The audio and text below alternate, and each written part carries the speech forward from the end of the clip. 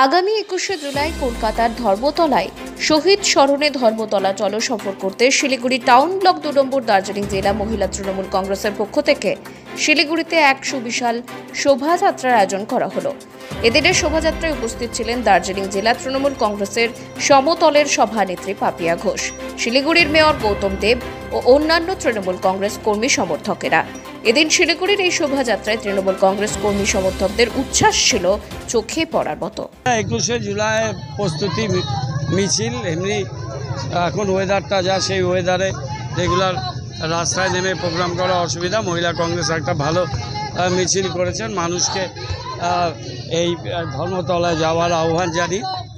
এটা খুবই তৃণমূল কংগ্রেস বিভিন্ন জায়গাতে প্রোগ্রাম করছে 21শে জুলাইকে নিয়ে, তারই অঙ্গ হিসেবে প্রোগ্রাম করেছে।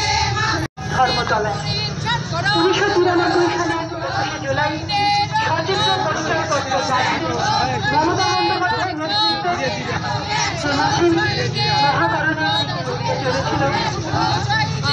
তৎকালীন ব্রাহ্মণদের পুলিশ বাহিনী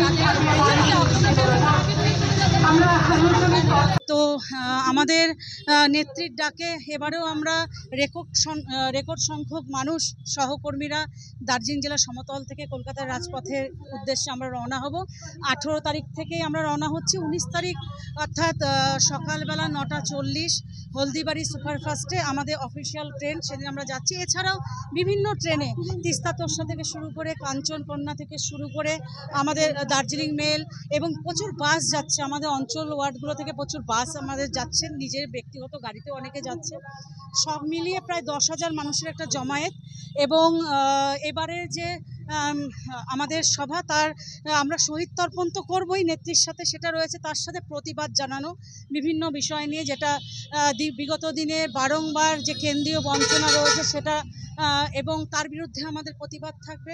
এছাড়া দ্রব্যমূল্য বৃদ্ধি থেকে শুরু করে বারংবার যেভাবে আমাদের নেত্রী এবং অভিষেক বন্দ্যোপাধ্যায়কে কালিমালিপ্ত করা হচ্ছে, ব্যক্তিগতভাবে তাদের আক্রমণ করা হচ্ছে, তার বিরুদ্ধেও আমরা জমায়েত প্রতিবাদ জানাবো।